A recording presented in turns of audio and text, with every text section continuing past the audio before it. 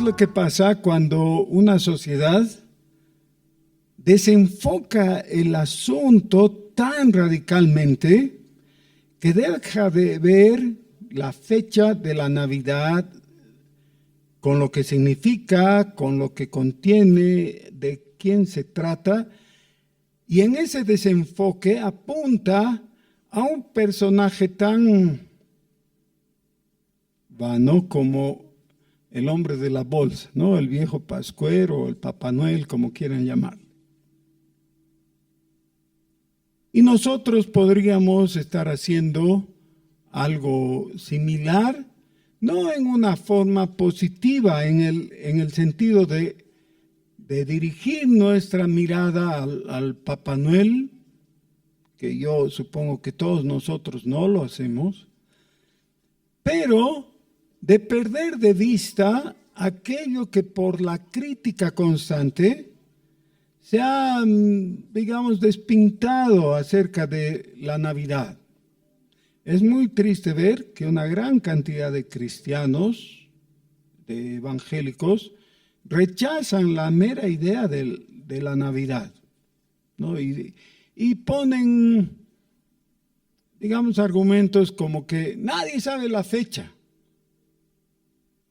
Entonces, 25 de diciembre es más posible que esté recordando, dirigido a las Saturnalias. Las Saturnalias eran las fiestas de Saturno de los romanos. Dicen, entonces, como eso es así, ¿para qué prestarle atención? La Navidad es realmente una fiesta pagana.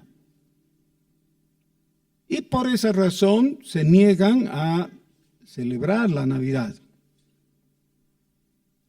No quiero entrar en el detalle si las tales Saturnalias son, digamos, el origen dentro de los latinos, ¿no? Es decir, de los romanos. Eso no importa, porque de una u otra forma siempre van a haber coincidencias de fechas. Yo creo que todos nosotros conocemos a gente que ha nacido en cierta fecha y su hijo en la misma fecha, o en la víspera o algo así, y entonces dicen, bueno, ¿de quién es el cumpleaños hoy día? ¿No? Y siempre hay bromas al respecto. Eso de las coincidencias de las fechas no debiera preocuparnos. Necesitamos bajar un escalón, es decir, ver más profundo y ver si realmente el cristiano tiene algo que ver con la Navidad o no, si está dentro de la ideología cristiana o no. Entonces, los que están reacios, que están rechazando la Navidad, dicen, pero la Biblia no manda que celebremos la Navidad. Sí, es verdad, no hay un mandamiento al respecto, pero sí hay una indicación que no podemos dejar de atender. Ahora, veamos el porqué. Tenemos cuatro evangelios. Cuando comenzamos con el cuarto evangelio, de los cuatro, el evangelio según San Marcos, que en el orden de aparición sería el segundo en el Nuevo Testamento, ¿no? Pero es posiblemente el que primero se escribió. Eso dicen los expertos, ¿no? Comenzamos con la predicación del Evangelio de parte del mismo Marcos, citando a Isaías y Malaquías y después haciendo unas consideraciones. Y en el primer capítulo tenemos el bautismo de Jesús, el resumen de su mensaje, y no tenemos nada de su vida anterior, no tenemos nada de su infancia ni de su nacimiento. Así que los que leen Marcos dicen, ve, no hay Navidad. Ah, bueno, sí, tienen razón. Sí, pero son cuatro. Y en Mateo sí tenemos todo el relato de cómo José recibe revelación en sueños respecto a lo que le iba a ocurrir. Se iba a encontrar que su novia, en el verdadero sentido de la palabra, ¿no? ¿Qué es novia? El femenino de novio, ¿no? ¿Sí? ¿Y qué es novio? El que no vio. Así que, sí, eso es. Y José era el que todavía no vio, significa no vio desnuda. Ese es el origen de la palabra, ¿ya? No tuvo contacto carnal con María, porque María era virgen. Nos relata cómo Dios le habla en sueños y le dice: no temas en recibir a tu esposa.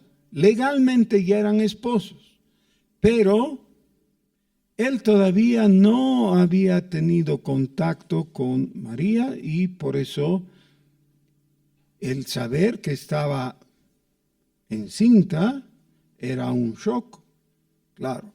Así que ya tenemos el relato en Mateo, por lo menos en ese sentido.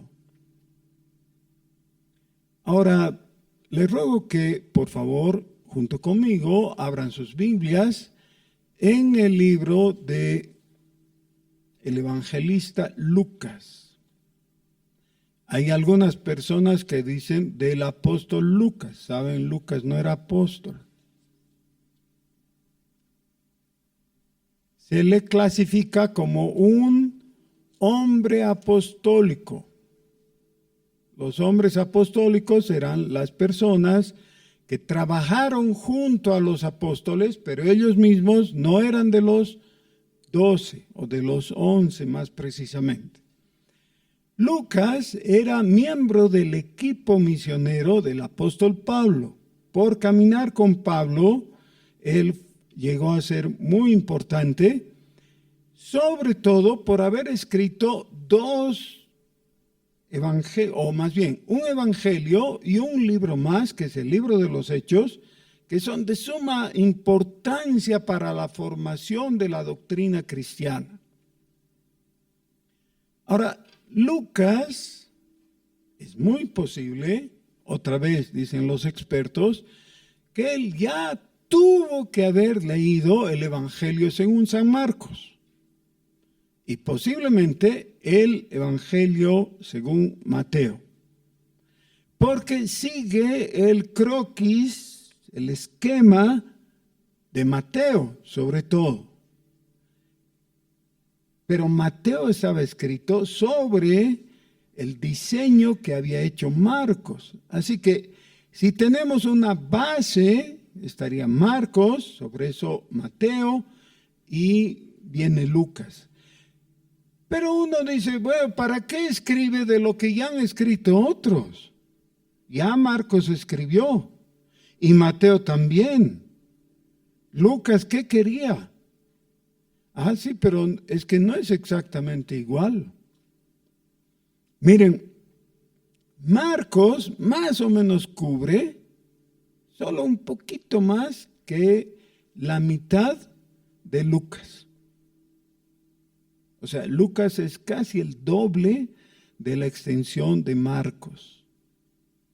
Y con Mateo hay otra vez una relación así, muy interesante. Cuando uno excluye todo Mateo y todo Lucas de Marcos, se queda con 11 versículos nomás. 11 versículos que solo están en Marcos, no están en Mateo y no están en Lucas. Eso significa que casi todo Marcos está en Mateo y está en Lucas. Les cuento todo esto, no para que se den cuenta que he estado haciendo un poco de mi trabajo, ¿no?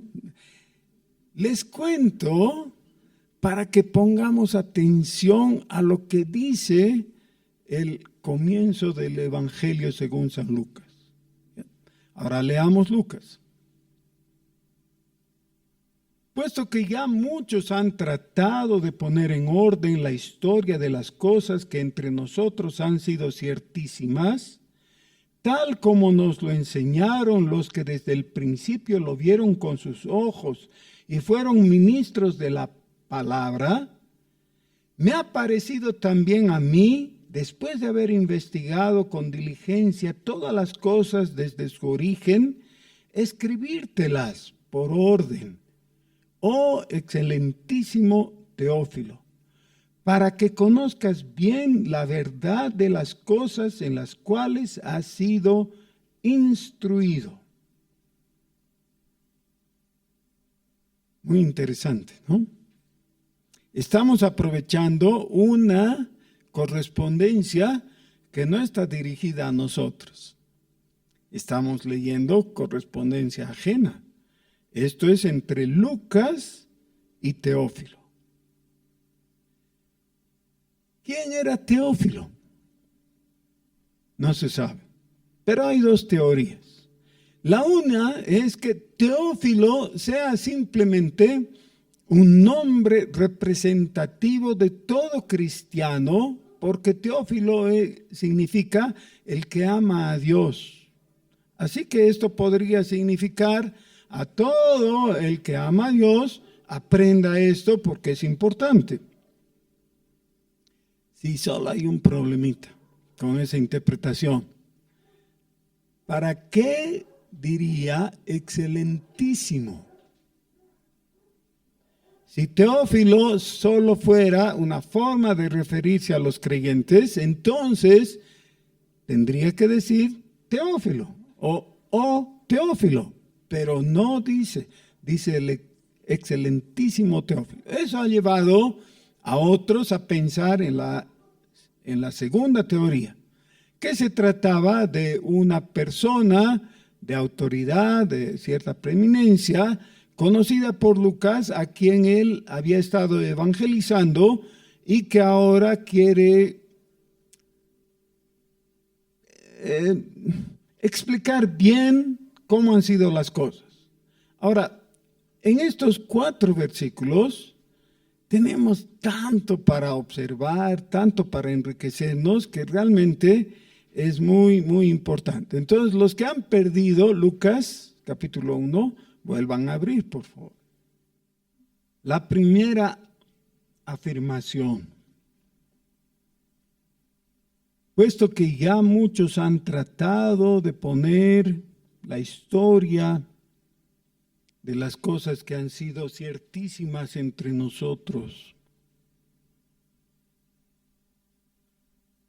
En el siglo XX se han encontrado y están en diferentes museos y todo, documentos de aproximadamente 400 evangelios. ¿Qué? No 4, 400.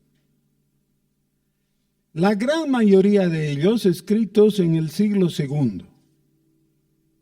Se conoce de muchos de ellos, sus autores y todo, ninguno de ellos pretende ser original, es decir, ser escrito en el tiempo de Jesús o de los apóstoles, así que no hay problema. Uno que otro se asigna a sí mismo la autoría de personajes famosos como San Pablo, por ejemplo.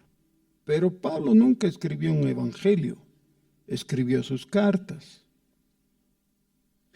¿Por qué sería importante esto? Otra vez estoy tratando de volver al corazón del asunto. Por favor, presten mucha atención. Hace unos 15 años, más o menos, un pastor de la ciudad, de una iglesia hermana, comenzó un programa que ha impactado no solo la ciudad, sino el país y fuera del país también. Él era el pastor Pablo James. Ha empezado un curso que se llamaba el ESI, Equipando Siervos, quiere decir ESI. En este curso que que ha tenido tanto éxito porque ha alcanzado muchas iglesias, se llevaba en el curso de 2 años la epístola a los romanos. O sea, en 2 años solo romanos, versículo por versículo. Yo he tomado el curso y ha sido de gran bendición. Saben, antes de eso yo ya había estudiado romanos, he enseñado romanos y todo, pero tomar el curso ese ha sido tan beneficioso porque nos obligaba a revisar palabra por palabra. Y eso es muy bueno, ¿no? Escudriñar las escrituras con mucho cuidado siempre es muy bueno. Tenía otras ventajas el ESI. Por ejemplo, entregaban un lote de libros, ¿no? De valor de $300 más o menos, o una cosa así, a cada estudiante, así que era muy atractivo. Se estudiaba Romanos y Gálatas, las epístolas pastorales y, no sé, tal vez me estoy olvidando de algo, pero fundamentalmente era el estudio de Romanos, ¿ya? En 2 años. Y todo el curso, el ciclo, duraba 2 años y medio. Con eso se concluía. Como nos gustó tanto a los que participamos en eso, que era un grupo de pastores, ¿no? Le propusimos a Pablo, seguiremos, le vamos a añadir algo. Y él al principio dijo sí y participó, pero después ya él no participó, pero nuestro grupo siguió ahí. Por años hemos seguido en el estudio de otras escrituras. ¿Por qué? El propósito del ESI era Romanos. ¿Por qué? Él vio una deficiencia, vio que en nuestro país habían demasiados pastores que no tenían estudios académicos, no tenían formación, y entonces vio que su gran deficiencia era la comprensión de la soteriología. La soteriología es la doctrina de la salvación. Entonces, no sabían cómo plantear adecuadamente el tema de la salvación. Por eso es que inventó este curso llamado el ESI. Bueno, si tuviéramos solo Romanos, si todo nuestro Nuevo Testamento se redujera a Romanos, ¿qué tendríamos? Una buena comprensión de la manera en que Dios salva. Salva por la gracia, por su gracia, por medio de la fe, ¿no? Eso es Efesios 2, 8, 9 y 10, ¿no? Sí. Pero sin duda que eso traería a nuestro corazón una serie de preguntas. Esas preguntas, si no pudieran ser respondidas, quedarían como dudas. Porque en Romanos se menciona al Señor Jesús, pero no se lo explica. No es el propósito de Romanos. Así que no vamos a decir Romanos es incompleto. No, en su propósito es perfectamente completo. Pero no tendríamos una explicación de Jesús. Por eso Dios en su sabiduría ha provisto 4 evangelios para que podamos mirar a Jesús. Ahora, cuando entendemos la figura, la persona del Señor Jesús, ahora sí tenemos al autor de la salvación que nos ha explicado en Romanos. Las diferentes religiones, especialmente las grandes religiones en el mundo, por ejemplo el Islam, están fundadas en una persona. El budismo, todos nos damos cuenta, en Buda, ¿no? Claro. El Islam es en Mahoma.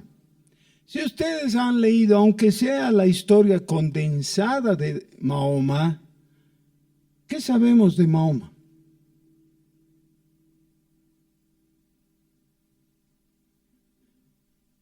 Era casado con una viuda rica y sobre la base de esa riqueza emprendió sus campañas militares, religiosas y construyó todo ese emporio que ha venido a ser el Islam, ¿no? Era una persona violenta, cruel y traidora. Eso dice su propia historia. No estoy diciendo, no estoy añadiendo yo nada a lo que la historia relatada por los musulmanes cuenta. Eso es. De Buda se saben algunas cosas muy interesantes, escritas más de 500 años después de que vivió Buda, o que se supone que vivió. Quiere decir, en 500 años, eso, ¿quién sabe? Lo que estoy haciendo es, en comparación, mirar cuán importante es esto. Quiero que vean esto. Dice, versículo 4, para que conozcas bien la verdad de las cosas en las cuales has sido instruido. En el griego, la palabra que está traducida por verdad es la solidez, o sea, del relato de las cosas. Y esta palabra cosas es una pobre traducción del término logón, que sería logos, ¿no? Logón es en acusativo, logos es la palabra, ¿ya? De la palabra de logos en que ha sido instruido. Y cuando usa la palabra instruido, la traducción mejor sería catequizado. ¿Qué es un catecismo?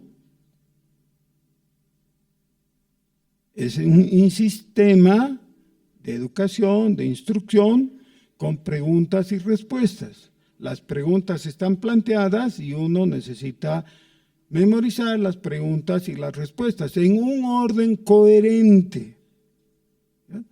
Hay catecismos de la Iglesia Católica, que creo que son los más conocidos por algunos de ustedes, y hay catecismos de la Iglesia, de las iglesias reformadas, hay catecismos luteranos y de otros, ¿no? Y todos ellos con el mismo propósito de seguir una teología sistemática con preguntas y respuestas. La más linda de todas es la primera pregunta del catecismo de Westminster. ¿Alguien se acuerda? Alguna vez hemos repetido aquí. Ya vamos a ver, después vamos a pedir que nos... Pero ese es el asunto.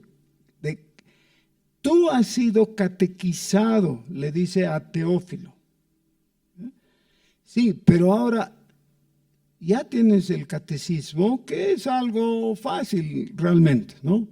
Pero ahora necesitas estar enterado de todos los detalles. Y para esto, le está diciendo Lucas, quiero que contemples que todo esto tiene un orden. ¿Han visto? La palabra orden se repite aquí por lo menos 2 veces, de acuerdo a la traducción. Si en otra traducción está 3 veces. En orden. Dice, de nuevo, puesto que ya muchos han tratado de poner en orden las cosas, Aquí cosas no es la misma palabra de las cosas del versículo 4. Esta palabra es pragmatón. De ahí deriva nuestra palabra pragmático. Quiere decir, lo que en la realidad ocurrió. Todo lo que en realidad ocurrió, tú has escuchado de unas cosas. ¿Qué cosas? Sí, que Jesús sanó a un ciego, poniéndole barro sobre los ojos y diciéndole que vaya y se lave en la fuente de Siloé. Esa es una cosa. ¿Qué más? ¿Qué hizo? Sí, caminó sobre el mar. Esa es otra cosa. Sí, pero sabemos lo uno, sabemos lo otro y lo demás allá.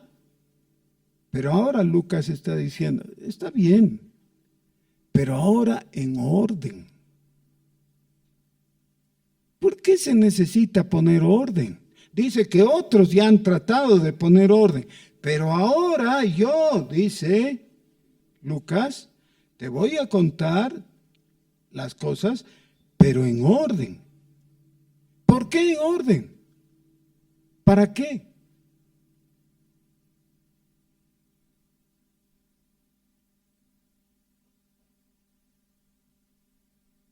Porque no quiero que creas que Jesús es como Buda. Se saben cosas interesantes de él, pero es de hace 500 años. ¿Cómo un escritor va a reflejar la realidad de lo que ha pasado hace 500 años? ¿Cuántos años tiene Bolivia? Solo 200. Imagínense si alguien dijera, yo les voy a contar realmente cómo era Simón Bolívar, o Murillo, o alguien así. Le vamos a decir, ¿tú qué sabes? Tú eres contemporáneo nuestro. Tiene que ser alguien que estaba ahí, que le ha visto, que ha conversado con él, ¿no es cierto? Y eso es lo que está diciendo Lucas. Lucas mismo no vivía en Judea o en Jerusalén o en Galilea cuando el Señor Jesús estuvo. Pero dice él, yo he investigado desde el inicio con aquellas personas que sí han estado y he podido conversar. ¿Cómo sabía Lucas de lo que el ángel le dijo a María? Que nos va a contar después. Habló con María. Claro. ¿Podía hablar con María? Claro, porque vivió en sus tiempos. ¿Ya? Ahora, tenemos una persona confiable, porque estuvo ahí, habló con los que vieron. Y dice, utiliza aquí esta palabra, las cosas, logón, que han sido ciertísimas. ¿Qué significa ciertísimo? Es superlativo de cierto. ¿Ya? ¿Y qué es cierto? Algo es verdadero en sí mismo, pero es cierto cuando el que lo escucha lo comprueba. La diferencia entre verdadero y cierto es cuando vas a la piscina y alguien se está bañando en la piscina y tú estás dudando si entra o no, porque tú temes que el agua esté muy mojada o muy fría, ¿no? Y dices, ¿cómo está el agua? Ahora te dice, está riquísima, está tibiecita. ¿Es verdad eso o no? Si está tibiecita, es verdad. ¿Cuándo es cierto para ti eso verdadero? Cuando te metes al agua y dices, de verdad, qué rica está el agua. Ahora es cierto. ¿ya? Lo verdadero se convierte en cierto cuando lo experimentas. Ahora, ¿qué dice Lucas? Dice, estas cosas de las que estamos hablando respecto a Jesús no son solamente verdaderas, son ciertas. Pero como quiere darle fuerza a la expresión, dice, ciertísimas.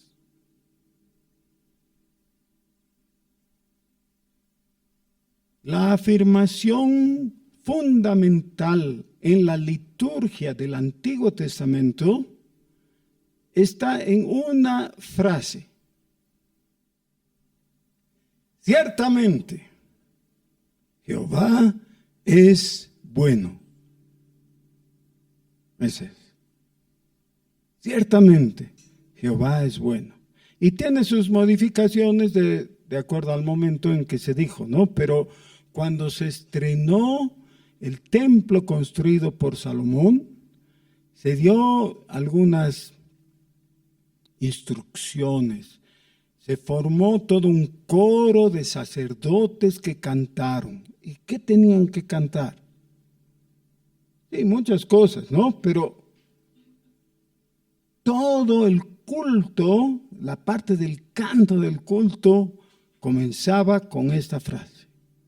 Ciertamente, Jehová es bueno. Qué lindo, ¿no? ¿No les da ganas de decir amén? Amén. Ciertamente, Jehová es bueno. Lo que Lucas está diciendo, si tenemos dudas ahí, esas dudas son como clavos en una madera que estamos cepillando. Ahora, yo sé que no hay muchos carpinteros aquí, pero tenemos cierta idea, ¿no? Por cultura. Cuando tienes un pedazo de madera y estás tratando esa madera, lo primero es que la cepilles, ¿o no? Ya cuando la madera está tratada, está cortada y todo.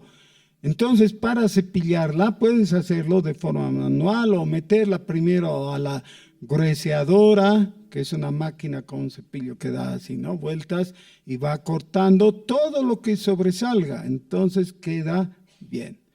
Pero algo que no hay que hacer es poner la madera dentro de la máquina cuando está con clavos. Porque ¿qué va a pasar? Se va a estropear la máquina. ¿Ya? Primero hay que sacar todos los clavos. Luego hay que ponerle a la máquina. Las dudas en el corazón de las personas son como esos clavos y no permiten que tu fe se desarrolle y que crezca y que mejores. Entonces, cuando tú escuchas los que vienen sembrando dudas y te dicen, no, eso de la Navidad, ¿cuándo habrá sido? Y dice que los pastores no salían en invierno y y una serie de tonterías ahí. El relato bíblico es confiable. Habían pastores ahí cerca de Belén que estaban cuidando a las ovejas en la noche porque habían animales rapaces, por supuesto, ¿no? Entonces cuidaban y los pastores recibieron la visita de ese ángel inicial que les dio buenas nuevas, les dijo, no teman, porque os ha nacido hoy en la ciudad de David un Salvador, que es Cristo el Señor. Y tú dices, pero mi tío que es un baboso igual que yo, decimos que eso no puede haber pasado en invierno. ¿Para qué quieres conservar los clavos en tu corazón o en tu madera? ¿Para qué quieres guardar dudas? El relato bíblico es confiable porque fue dado por personas confiables. Y por eso Lucas dice, las cosas que entre nosotros fueron ciertísimas.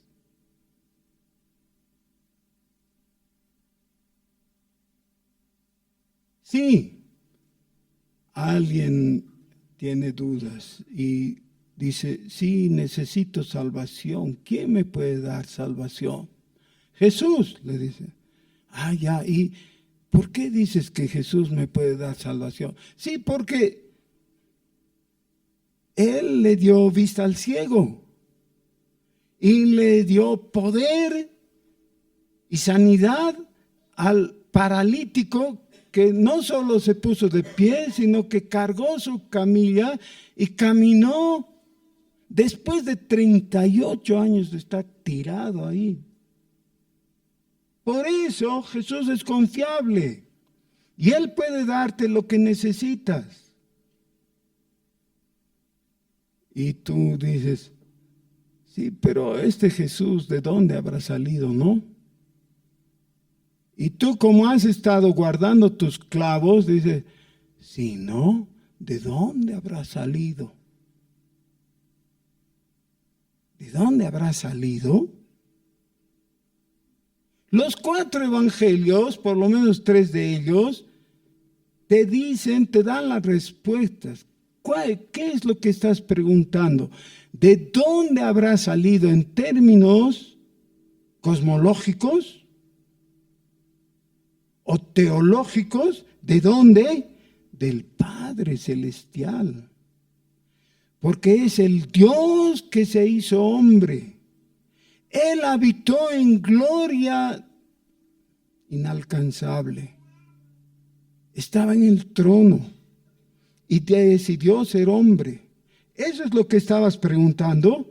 No, bueno, eso no estaba preguntando. Estaba preguntando,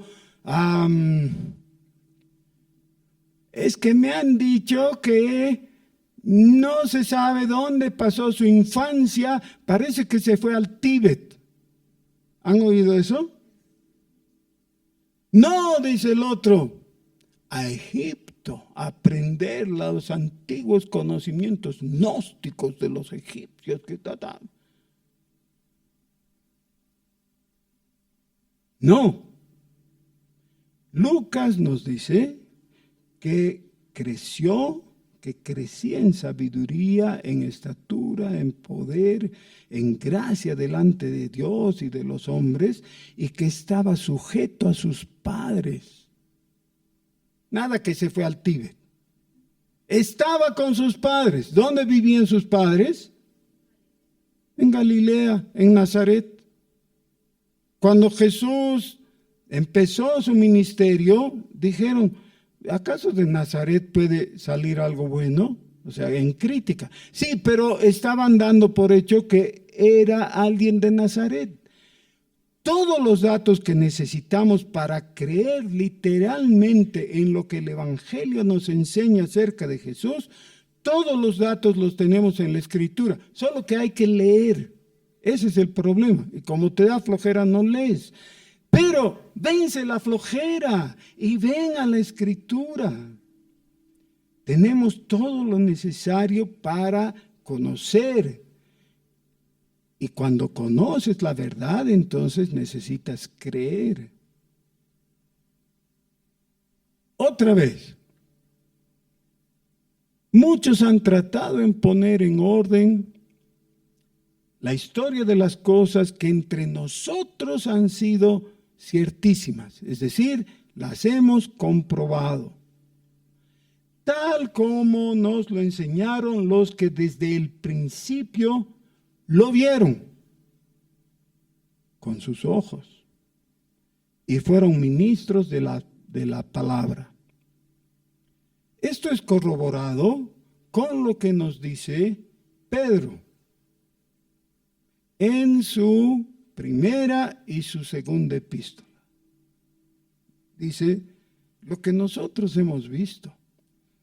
Y él hace una comparación, dice, es tan maravilloso lo que nosotros hemos visto y les contamos, que aún los ángeles quisieran ver aunque sea de reojo, pero no les es dado. es para nosotros. Es un conocimiento magnífico, maravilloso.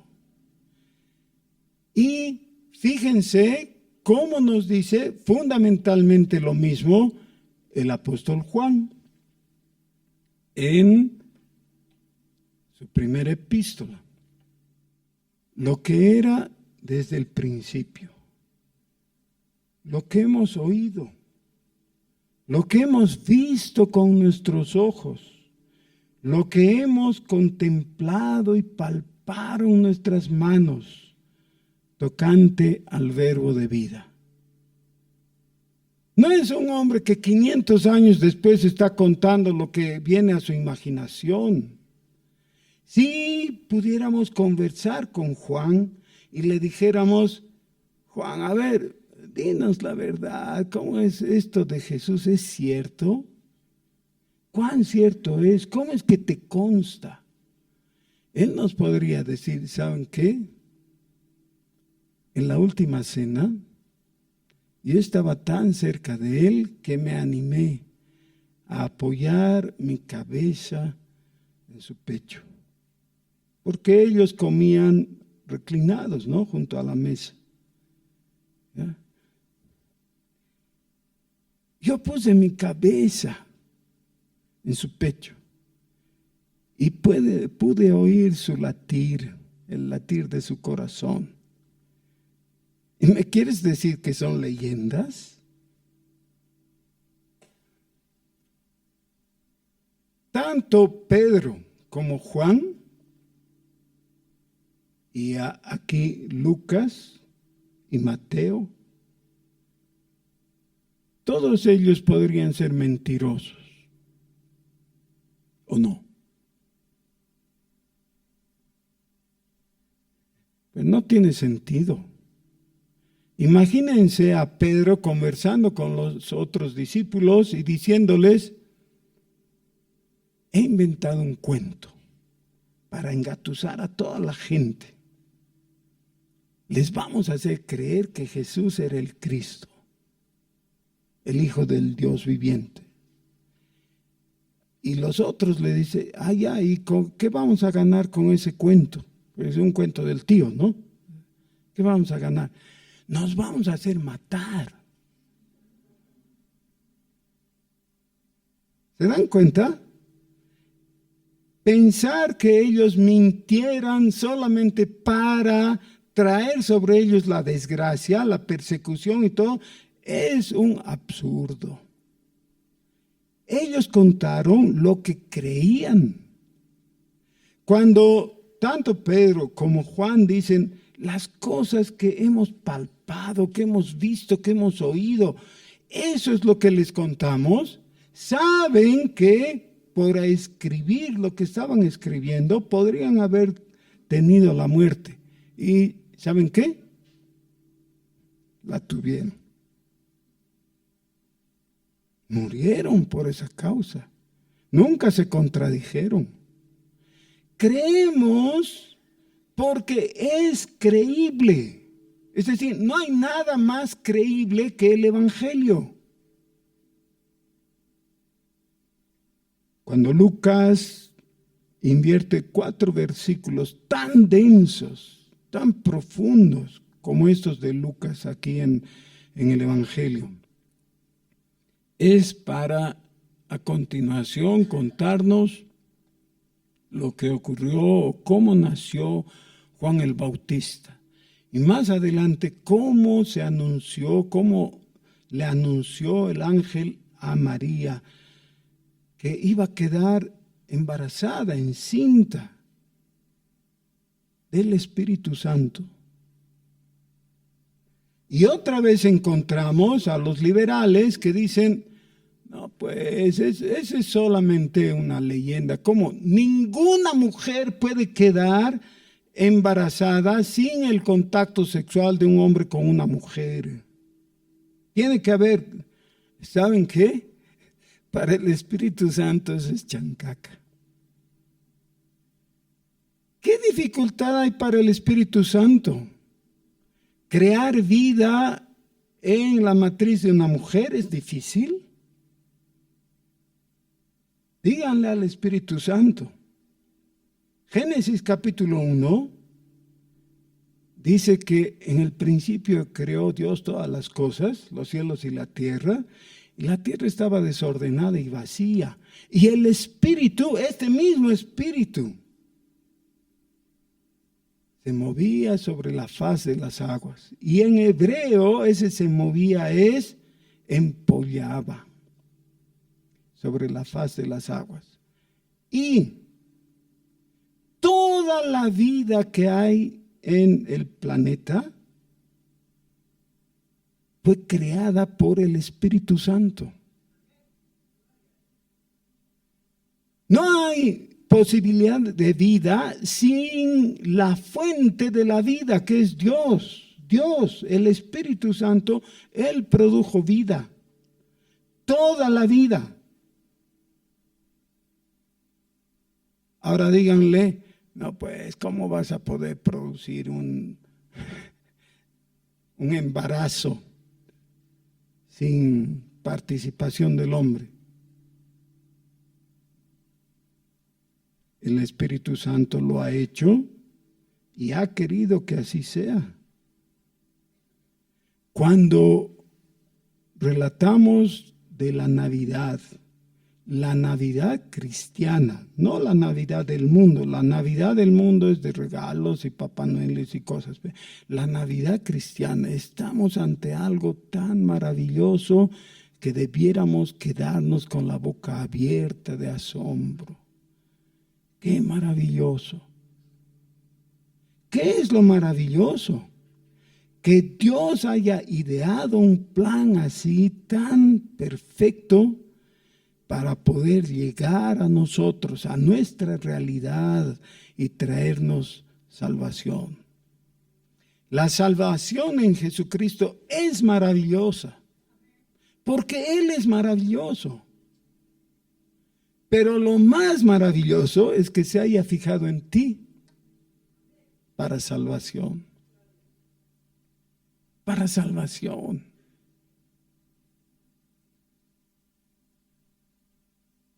Cuando viene alguien y me dice, ¿y tú crees en la Navidad?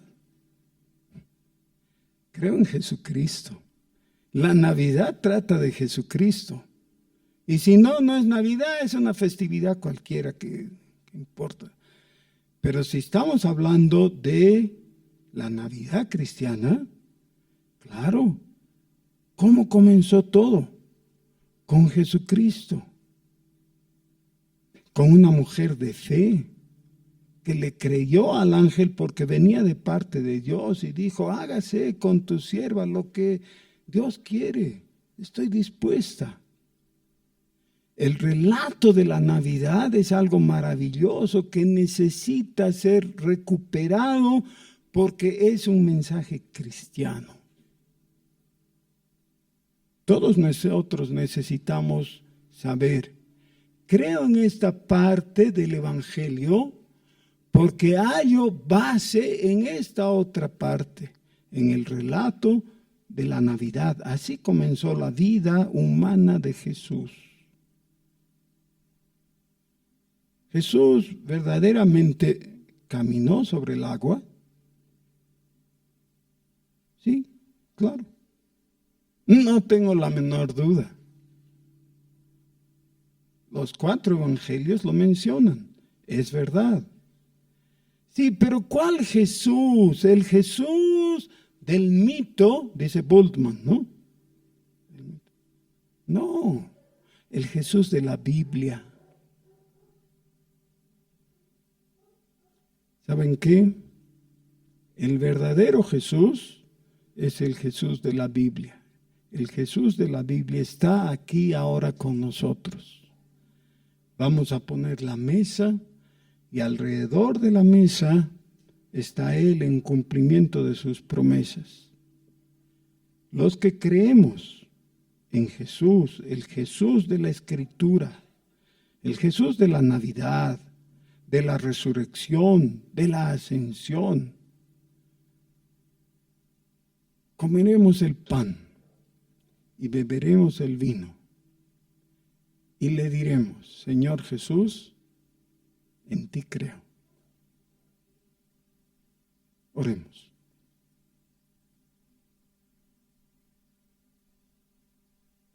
Gracias, Señor, porque tú no has dejado clavos, ni quieres que los mantengamos, que tengamos dudas en todo lo que la gente piensa que son solo leyendas y mitos. Nosotros creemos en tu palabra, porque es verdad. Y junto con Lucas podemos decir las cosas que entre nosotros son ciertísimas. Porque tú eres el Dios bueno que nos escucha constantemente. El que nos ha dado trabajo, el que nos ha escuchado en el momento de aflicción, el que ha sanado nuestros cuerpos. Tú eres real y te creemos y permanecemos a tus pies. Señor, gracias por tu palabra. Te bendecimos en el nombre de Jesús. Amén.